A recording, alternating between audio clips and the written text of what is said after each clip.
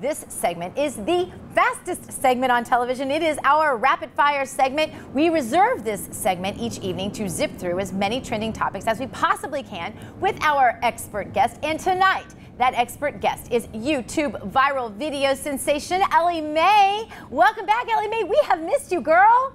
I've missed you so much. It's good to be back. Good to have you. All right, let's get this party started. I wanted to play just a little bit of your latest video first. Roll it, boys. Liberal males from Bill Maher to Bill Clinton always seem to consider themselves God's gift to women, but women who've gotten to know the liberal male are rightfully skeptical. Let me just say, nobody's perfect, but liberal men are often so toxic and make absolutely terrible dates. From their desire to take away the right to defend myself to simply failing at being a gentleman, liberal men are just not my cup of tea. So here are 10 ways to spot a liberal male so that you can steer clear. Number 10. You can spot them in their eco-friendly t-shirts with the look of do as I say, not as I do. What do you say to critics who say you go on yachts, you're traveling, and then here you are trying to get climate change? Gotta get the climate march moving. Number 9. You can spot them on the internet saying things like this. Abortion. Abortion should be for free. Number 8.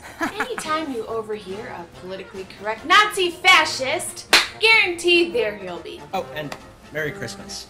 Hey, we don't use that kind of talk around here. Number 7. You most certainly will find them at an Occupy Wall Street protest banging drums and smelling like...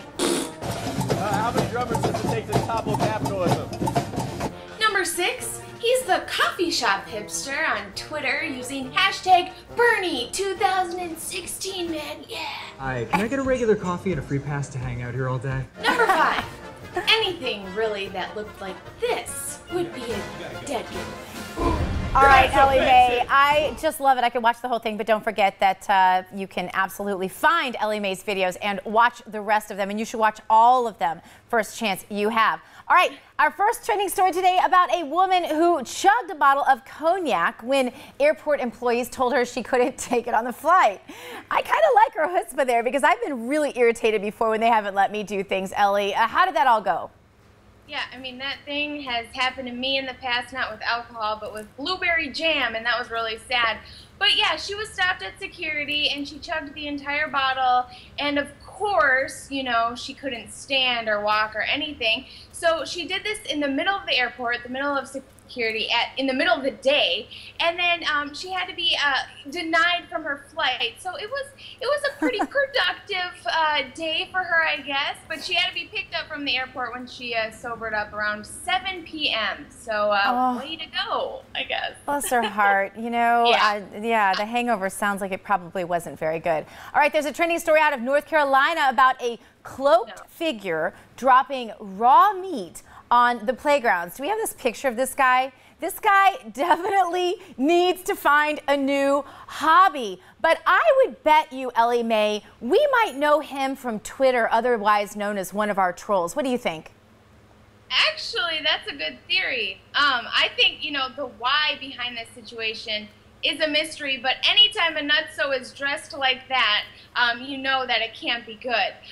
Some people are saying that it was a ritual. Some people, you know, think the world is ending, but everyone agrees that it is creepy. And between this and the Satanists with Planned Parenthood, I mean, I might agree that the world is ending, but that's just my opinion. Yeah, maybe it's just one of the Planned Parenthood folks trying to get another viral video. Actress Julianne Moore wants to change the name of her old high school. Should she maybe find a hobby too that's other than dressing like the Grim Reaper? Yeah. You know, her school, of course, is named after a Confederate general.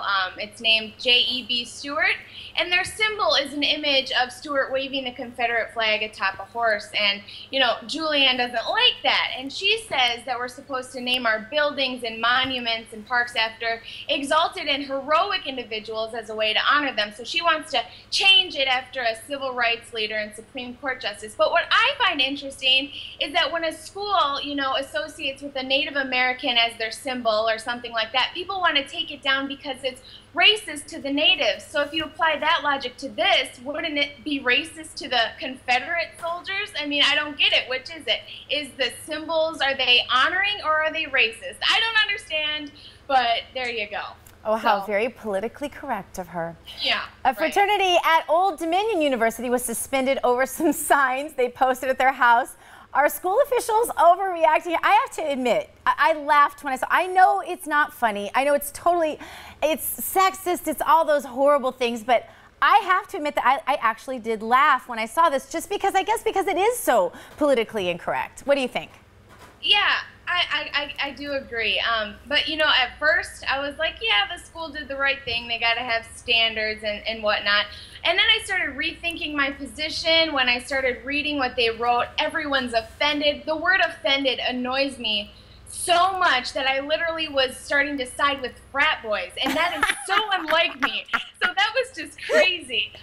You know, I'm just torn about this. I think the school does have to, you know, hold some sort of standard, because that would give them a really bad reputation.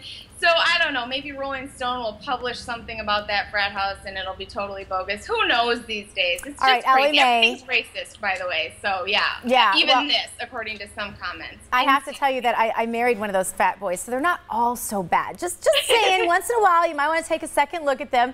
But I can tell you how he's not going to be dressing this Halloween, and that is as the newest, most popular Halloween costume. Apparently, Caitlyn Jenner in a bikini. I already checked with him. He said, no, that's not what he's going to do this year. What? I would love to see that, though. Oh, my gosh. Darn. I would not like to see that. People are already, of course, signing a petition to ban this, and I'm just so sick of people trying to ban everything. And it's just weird. You know, they're calling it transphobic, blah, blah, blah. But I'm sorry. I've seen nun costumes and priest costumes and Jesus costumes. Are those Christian-phobic then? There you go. Should we pass around a petition there you and go. ban that? I don't understand. I don't understand it either, but I do appreciate you being with us. Thanks so much, Elly Maye. We'll be back in a moment with your comments from social media. Stay with us.